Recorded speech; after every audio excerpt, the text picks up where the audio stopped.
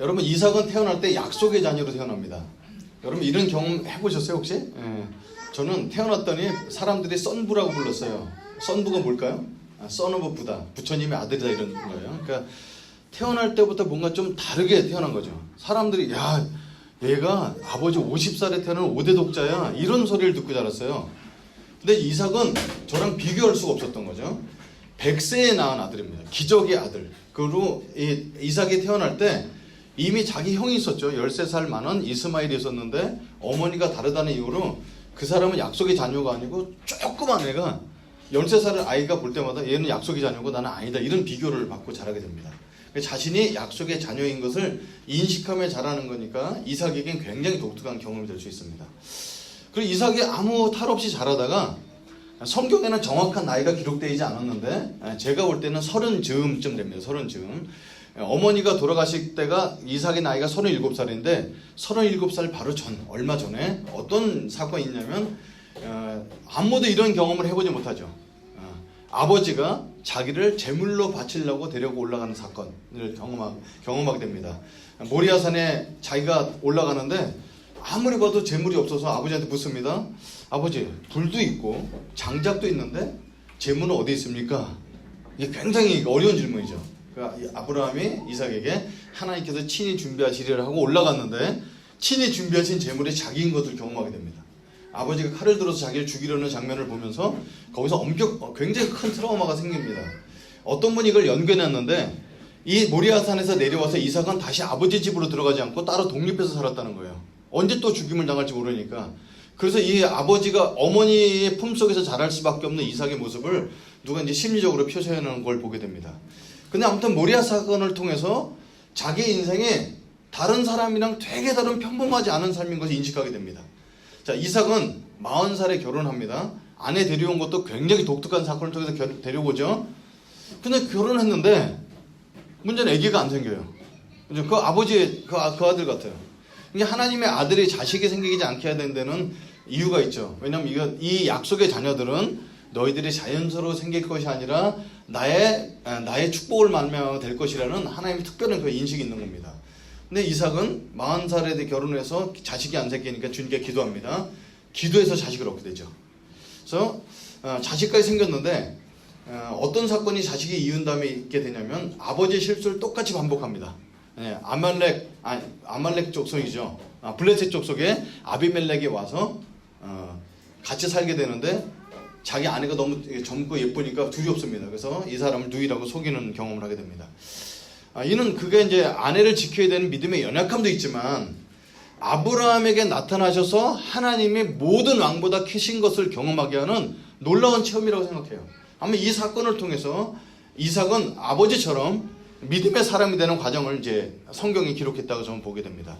그러고 나서는 그 사건을 겪은 다음에 농사를 지었는데 주변 사람과 비교가 되지 않을 큰 수확을 갖게 됩니다.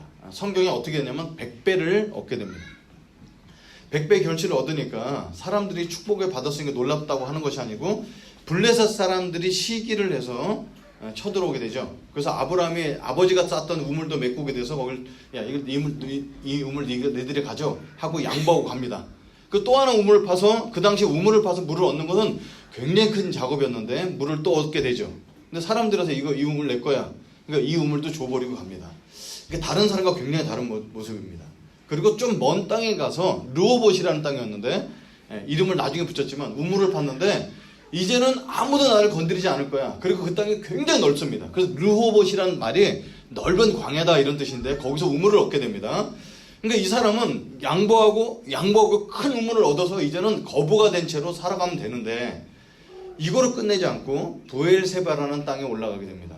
거기 올라가 있는데 사람들이 와갖고 블레셋 사람들이 와서 아버지랑 했던 똑같은 경험을 하게 되는데 당신은 하나님 너무 함께 하시는 것 같아요. 그래서 우리랑 약조를 합시다. 당신이 커진다 할지라도 우리를 공격하지 않아 약조를 맺어달라고 합니다. 그동안 당했던 걸 보면은 약조 안 해줄 만한데 이삭은 또 양보해서 약조를 해줍니다. 그 블레셋 사람이 돌아가자마자 종들이 달려옵니다. 이삭님 여기서 우물을 봤는데 여기서 물이 드디어 나왔습니다. 그래서 이 우물 이름을 도엘세바라고 합니다. 쉐바라는 말은 일곱이라는 뜻도 되고 언약이란 뜻도 되죠. 부엘은 우물이라는 뜻입니다. 그래서 넓은 땅에 더 이상 이주해도 되지 않아도 되는 그 땅을 버리고 브엘세바라는 땅에 가서 거기서 하나님의 약속을 기억하면서 살아가는 믿음의 사람이 되죠. 그래서 이거를 사람들이 볼 때마다 야, 이삭은 대단한 사람이야 라고 칭송을 받는 사람이 됐다는 증명이 됩니다. 여기까지 보면 이삭의 성품은 굉장히 온유하고요, 인내심이 많고 종들을 잘 다스리는 인격적인 리더이면서 굉장히 믿음의 사람인 것을 볼 수 있어요. 그러니까 야, 과연 그 아버지가 그 아들이구나, 여기까지 그렇습니다. 근데 문제는 오늘 읽은 27장에 가면서 이게 굉장히 반전이 이루어진다는 거예요. 어떻게 이런 가정이 있을 수가 있을까라고 반전이 이루어져요. 자, 여러분, 이 27장 바로 앞에 어떤 내용이냐면 에서가 아내를 거뒀는데 가나안 여인들 둘이 나와서 아이를 결혼을 합니다. 근데 이것이 부모의 지도가 전혀 나타나 있지 않고 부모가 염려했더라 이렇게 나옵니다. 장남 에서가 이방인과 결혼하는데 부모의 지도가 없고요. 그리고 이삭의 나이가 100살이 되니까 자기 자신이 스스로 늙었다고 생각합니다. 그리고 아내와 자식들도 곡할 날이 가까웠다고 얘기를 하죠. 여러분, 근데 이삭이 100살 때, 사람이 여러분 100살 되면 자기가 늙었다고 생각할 수 있겠죠? 근데 이삭이 몇 살에 죽는지 아세요? 이제 100살에 눈이 안 보입니다. 이제 늙었어. 야, 이제 곡할 날만 기다려 하고 요양원에 들어갔어요. 몇 살에 죽었을까요? 몇 장만 넘겨보면 나오는데 180살에 죽습니다. 그러니까 여러분, 만약에 우리가 180살에 살까지 살 거라고 생각했으면 100살에 아직 인생 반밖에 안 살았다 생각했을 거 아니에요. 근데 자기뿐만 아니라 모든 사람이 볼 때 이 사람은 죽어서 죽음을 눈앞에 둔 쓸모없는 사람처럼 보이는 형상을 갖습니다. 저는 이게 어떤 장난기가 들었냐면, 야, 어떻게 눈이 안 보여서 누워만 있는 사람이 80년을 누워서 살 수 있지? 지금처럼 산소호흡기 넣는 것도 아닌데 요양원을 한다면 대박이겠구나, 이런 생각이 들었어요. 지금 장인어른 장모님 다 요양원에 계시잖아요. 그래서 야, 요양원이 아무리 좋아도 80년을 살기 되게 어려운데, 그래서 요양원을 좀 나중에 하나 지으면 이름을 뭐라고 지을까요? 리브가 요양원. 그럼 여기 오면 사람들이 다 장수하지 않을까, 이런 생각 가져봅니다. 근데 여러분, 아직도 80년이나 더 살 수 있는 사람이었는데 불구하고 이제는 살 소망과 비전이 없는 이삭의 모습을 발견하게 됩니다. 자식들에게 관여하지 않고. 자, 이삭은 어떤 이삭에 대해서 성경이 어떻게 나오냐면 에서가 잡은 고기를 좋아해요. 그리고 에서만 끼고 돕니다. 그래서 에서랑 얘기 나눌 때 어떤 얘기를 하냐면, 야, 네가 장남이냐 이렇게 하지 않고 네가 내 아들 에서냐? 내 아들 에서냐? 여러분 생각해보세요. 우리 딸 여기 둘 있지만 내가 하영이한테만 하영아 내 딸 그러면 그걸 듣고 있는 둘째 딸은 어떨까요? 난 주워온 자식이구나, 이런 생각이 들겠죠.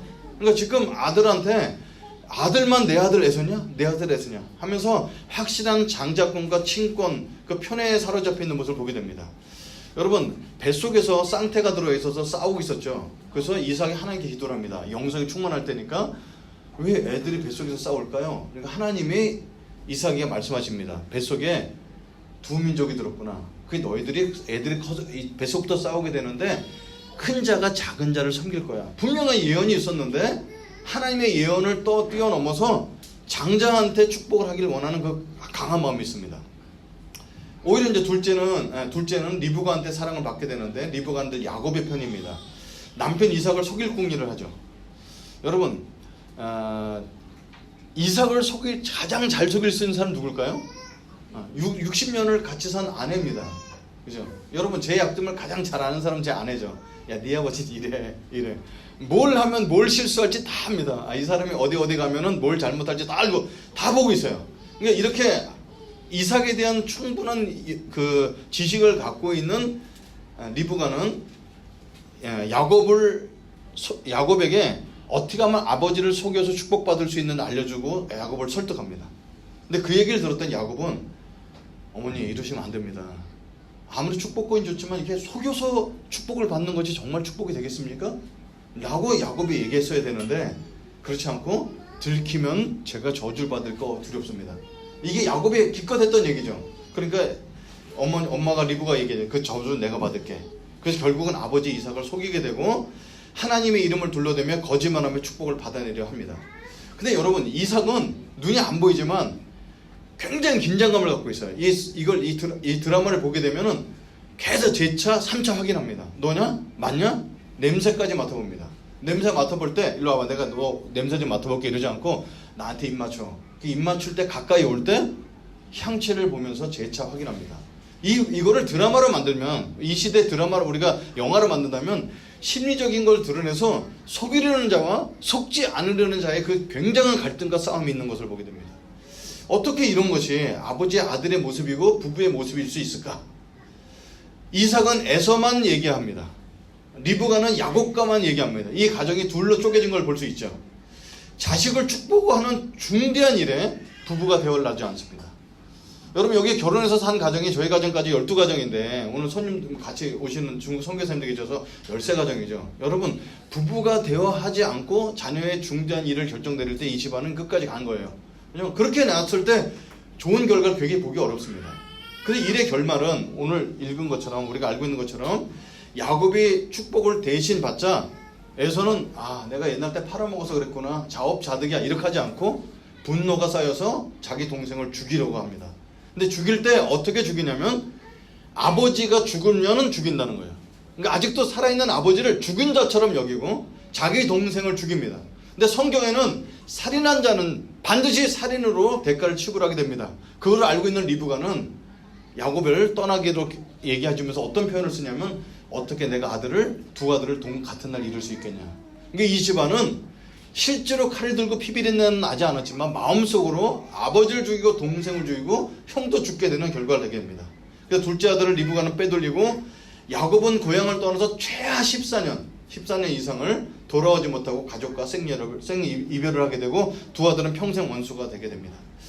여러분, 아브라함의 가정은 굉장히 믿음의 가정이었죠. 끝까지 믿음의 조상다웠어요. 그리고 이삭을 세웠는데 이삭도 믿음의 조상의 길을 걸어가다가 여러분, 믿음이 이 3세대 4세대 가기 전에 2세대 만에 완전히 풍지 박살나는 가정의 모습을 오늘 보여주게 됩니다. 여러분, 믿음의 가정도 몰락할 수 있는 것을 보여줍니다. 왜 이 몰락했을까? 하나님께서 이 성경을 통해서 우리에게 무엇을 교훈을 하시려는 것일까가 오늘 제 말씀의 초점이 되겠습니다. 첫 번째, 우리가 이런 사건을 통해서 우리가 교훈을 받을 수 있는 것이 있는데요. 그건 첫 번째로는 과거의 신앙이 오늘을 지켜주지 못한다는 거예요. 그죠? 과거의 신앙. 여기는 3분의 2 이상이 CCC 출신입니다. 여름 수련회 한 번 이상씩은 다 가봤어요. 거기 가서 10,000명이 모여서 기도하고 하나님 역사에 대한 간증을 듣게 되면 세상을 변화시킬 수 있을 것 같고 그 10,000명의 신앙이 나의 신앙처럼 느껴질 때가 있습니다. 제 인생을 돌아보면 언제가 가장 하이라이트일까 보니까 선교한국 조직위원장 할 때 3,800명 사람들이 밤마다 기도하면서 이 나라 민족이 선교한국이 되도록, 한 사람도 목소리가 제대로 돼 있지 않고 다 쉬어서 주님 앞에 기도하면서 이 민족이 온전히 변화될 것을 막 믿고 기도했던 것이 인생의 하이라이트 같아요. 만약에 그 마지막 날까지 기도했던 저의 믿음이 그대로만 있었다면 저는 굉장히 끝까지 믿음의 사람이겠죠. 근데 과거의 신앙이 오늘의 나를 지켜주지 않는다는 겁니다. 그죠? 영적인 도전 없이 그냥 두면 본래의 모습으로 돌아가는 거예요. 여러분, 중국 사람들이 어떤 속담이 있냐면 기독교 안에 목사가 3개월만 설교 안 하면 동네 아저씨가 된다는 말이 있어요. 정말 그런 것 같아요. 그죠? 우리 그렇지 않을까요? 사역자는 보면 굉장히 사역을 잘하는 것 같은데 사역이 없어지는 순간 완전히 평범한, 그것도 평범 이하로 내려가는 걸 보게 됩니다. 100배의 축복을 받고 더 이상 이주할 필요 없었던 이삭의 삶이 오히려 독이 되었습니다. 영적인 도전 없이 시간이 흐르면서 점차 안정되면은 이런 모습을 가져올 수밖에 없죠. 우리 인간은요, 위기에서 벗어나고 다시는 위기를 맞이 않으려고 관리하는 것이 우리의 보호 본능입니다. 이번 사건이 신종 코로나가 사람들로 하여금 경각심을 일으켜서 다시는 이런 병이 일어나지 않으려고 노력하는 것은 인간의 보호 본능이죠. 근데 만약에 이것이 완전히 견고해져서 하나님을 의지하지 않아도 될 정도까지 되면 누구나 예외 없이 이렇게 타락한다는 겁니다. 이것은 재벌이나 대형교회만의 문제가 아니고 인간이 갖고 있는 문제라고 저는 생각을 합니다. 제가 얼마 전에 영어 한 구절을 봤는데 유명한 사람이 한 말도 같지 않은데 아주 좋아 보여서 제가 적어놓은 게 있었어요. Safety is risky. Risky is safety라는 것은. 처음엔 이게 해석이 안 됐어요. 저게 뭐지?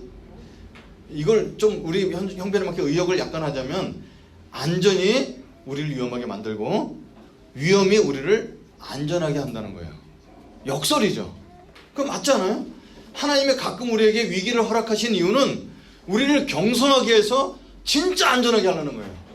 만약에 이삭의 사건이 이삭의 삶에 하나님이 아브라함처럼 계속해서 이동하게 만들고 또 사람이 공격하고 조카 롯의 사건 때문에 전쟁도 해야 되고 이렇게 겪었다면 인생의 말년이 이렇지 않을 수도 있다는 거예요.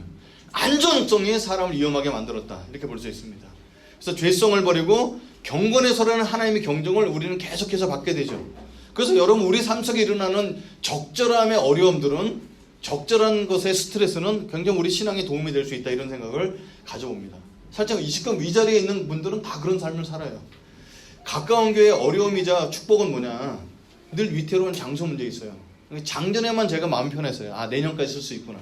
근데 올해 이제 지났죠? 이제 벌써 마음속에 준비를 합니다. 아, 이제 우리가 여기를 떠나야 될 것인가 말아야 될 것인가. 김명달 장로님은 오자마자 항상 물어봐요. 저기 뒤를 그 사무실을 써야 되거든요. 이 사장님이. 그래야지 이 사무실 유지되는데 와서 보고 나서 아직도 사람이 출근 안 해네. 그리고 회사가 어렵다는 거예요. 그러면 우리가 이사 가야 되겠구나. 이걸 준비하는. 여러분 여기 오면 주여 감사합니다 기도하는 게 아니고 지난주에 썼나 안 썼나 이걸 봐야 됩니다. 우리는. 그러니까 그게 어려운 거예요. 근데 여러분 늘 위태로운 이 장소 문제가 우리 교회가 썩지 않게 하는 가장 큰 원동력이라는 겁니다. 얼마나 감사해요. 오히려 거꾸로. 하나님 다음에 어디 가서 예배 드릴까요? 그럼에도 불구하고 교회는 건물이 아니라 우리의 예배고 주님을 찬송하고 주님과 만나는 것이 예배니까 훨씬 더 우리는 본질에 집중할 수 있다는 겁니다. 우리 여기서 연약한 가정들의 집합소 같은 교회, 가까운 교회는 뭐에 가까울까 봤더니 문제와 가까운 교회예요. 기도 제목이 끊이지 않아요. 청년들 취업 문제 끊임없이 있고요. 결혼 문제 끊임없이 있고요. 결혼했더니 아기가 안 생겨서 계속 기도해요. 우리 자녀 생기는 게 너무 감사한데 하라 간사님하고 여기 이제 부부는 이게 자녀 기도할 때마다 눈물을 보이는 게 내가 마음이 너무 아파서 우리 자식들 아직 결혼 안 했지만 하나님 자식 좀 달라고 계속 기도했어요. 올해는 꼭 주세요. 그랬더니 응답하셨어요. 얼마나 감사해요. 근데 유산기가 있습니다. 올라옵니다.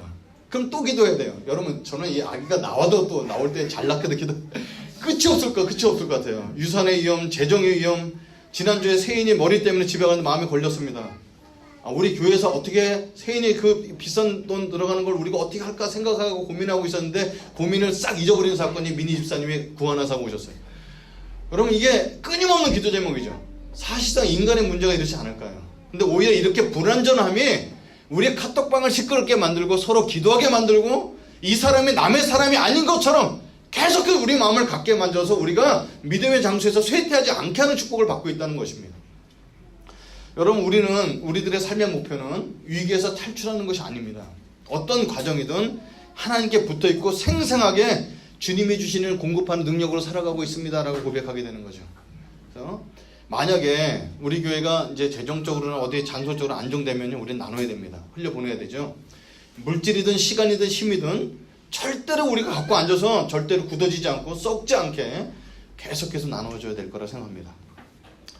공동체는 어려울 때 서로 힘이 되게 하지만 그것만 공동체가 아니라 굳어질 때 서로 자극하는 관계가 돼야 진정 공동체로 성숙한 공동체로 나갈 수 있다고 생각합니다.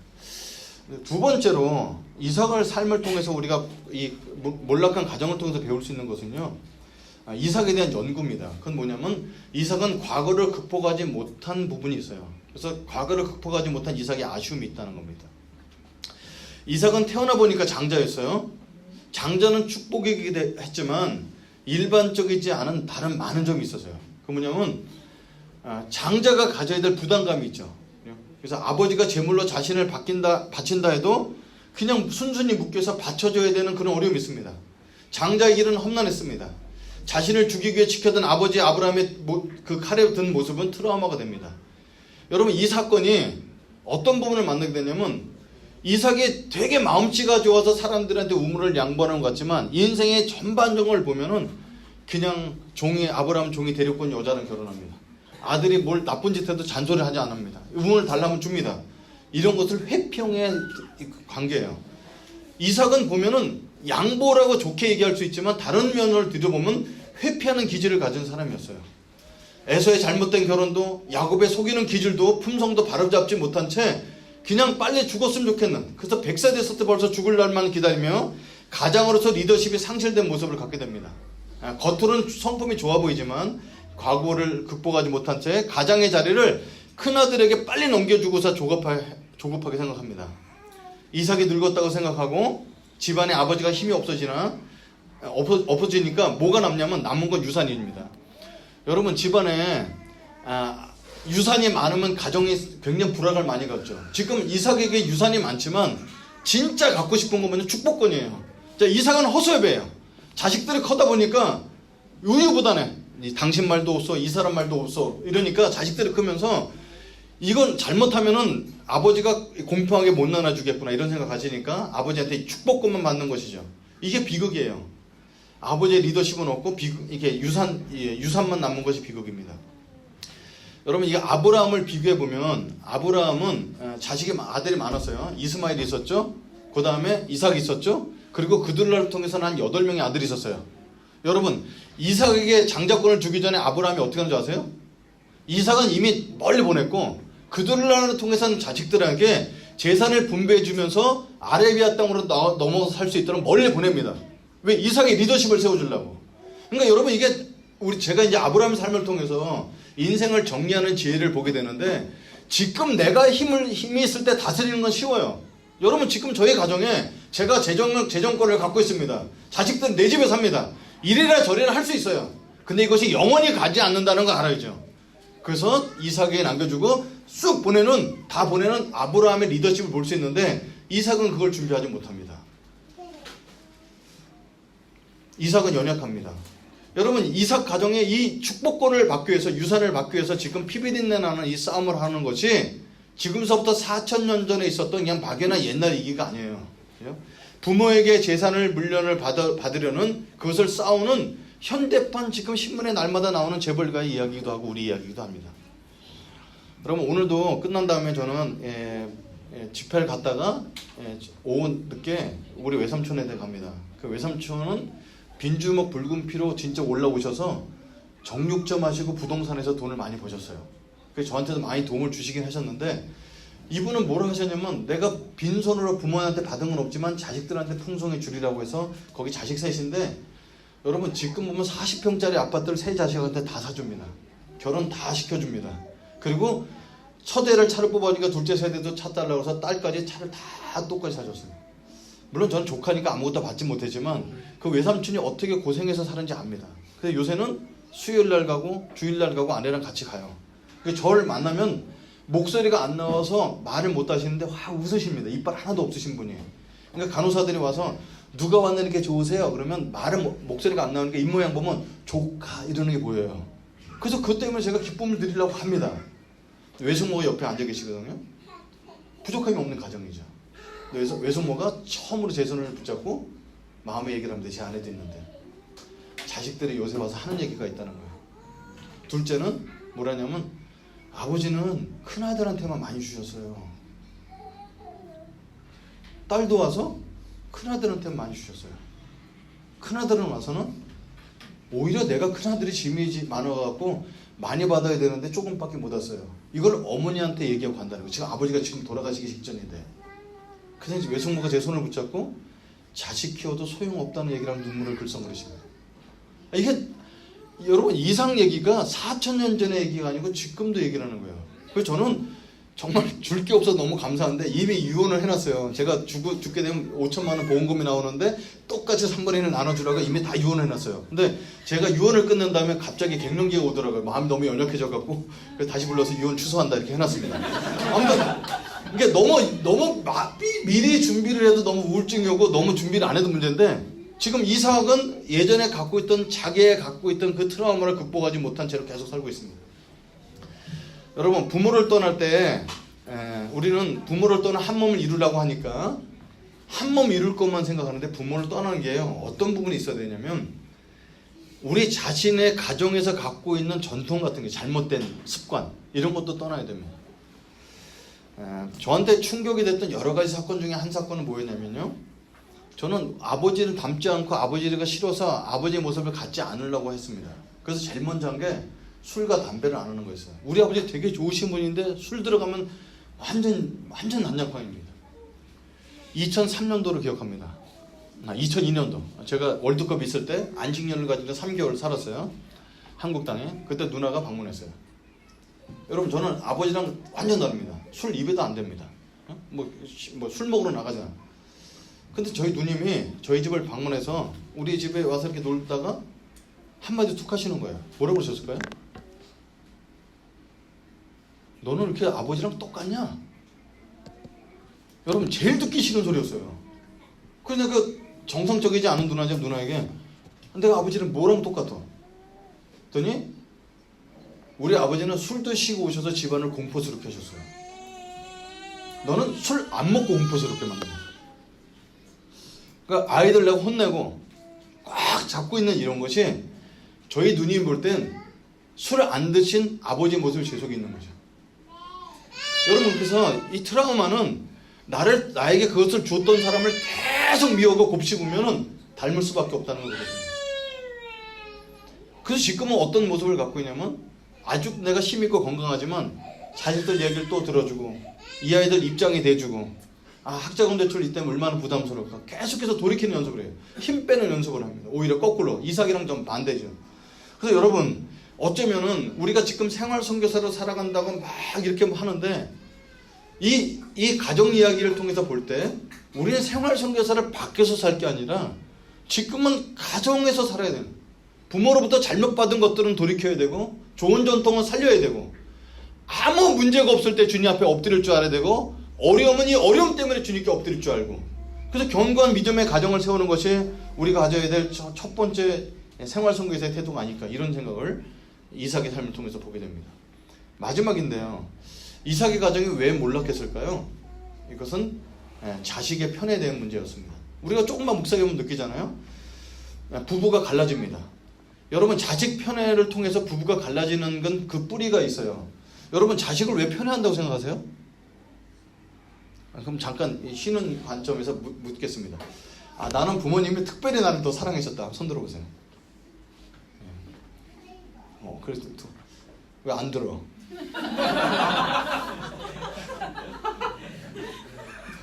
네, 좋습니다. 편애는 왜 편애를 할까요, 부모가? 저는 묵상하다가 인간의 갖고 있는 죄의 뿌리를 알게 됐어요. 편애는 이렇게 할 수 있어요. 예를 들면 아주 쉬운 거죠. 자식을 키우며 더 사랑이 가는 자식이 있어요. 그래요. 여러분 자식을 키워보면요, 10손가락 깨물어서 안 아픈 손가락 없다고 하지만 더 아픈 손가락이 있습니다. 이걸 깨물면 덜 아프고 이걸 깨물면 많이 아파요. 그죠? 더 나쁜 손가락이 있어요. 자신에게 더 맞는 자식이 있을 수가 있어요. 제가 묵상을 해보는데 눈이 어두워진 이삭은요, 그리고 소극적인 성격은 바깥에 나가는 게 두렵죠. 그래서 사람들 외부에 와서 따지면 이삭은 양보하는 걸로 그거를 다 마무리했어요.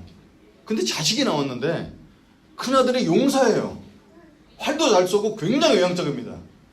여러분 이런 아버지 성격 밑에 이런 아들이 있으면 이걸 좋아할 수밖에 없습니다. 좋아할 수밖에 없어요. 여러분 저는 제 아들이 되게 좋은 부분이 있어요. 뭐냐면 저는 굉장히 덜렁거리는데 걔는 굉장히 꼼꼼하잖아요. 6살, 7살 때부터 제가 외부에 다닐 때 얘를 데리고 가요. 왜 그럴까요? 얘가 꼼꼼한 걸 챙기기 때문에 그래요. 아버지는 허당이다 얘는 믿고 있어요. 그래서 제가 흘리는 거 다 챙겨옵니다. 그러니까 이 성격이 다르기 때문에 보완되기 때문에 좋아하죠. 지금 이삭은 에서에 갖고 있는 활동력과 경제 능력과 힘 굉장히 좋습니다. 그리고 오늘 성경에 이삭은 미식가였어요. 여러분 눈이 안 보이니까 오히려 더 입맛에 치중할 수밖에 없었는데 에서가 잡아오는 생생한 고기는 입맛을 돋구게 남았습니다. 그래서 그때 활동적이고 사냥을 잘하는 에서가 주는 싱싱한 고기로 그 마음을 사로잡을 수 있습니다. 자신에게 없었던 성격과 능력을 가진 아들인데 자기에게까지 잘하기까지 하니까 당연히 사랑없죠. 그러면 야곱은 왜 리브가가 좋아했을까요? 집안에 있어요. 여러분 아들만 둘 있는 집안요, 딸 역할하는 아들이 반드시 생깁니다. 여기 상태 집사님 딸 둘이죠? 그 중에 아들 역할하는 딸이 반드시 나와요. 그게 그 집안에는 그렇게 나와요. 지금까지 제가 사람들 보니까 그렇더라고요.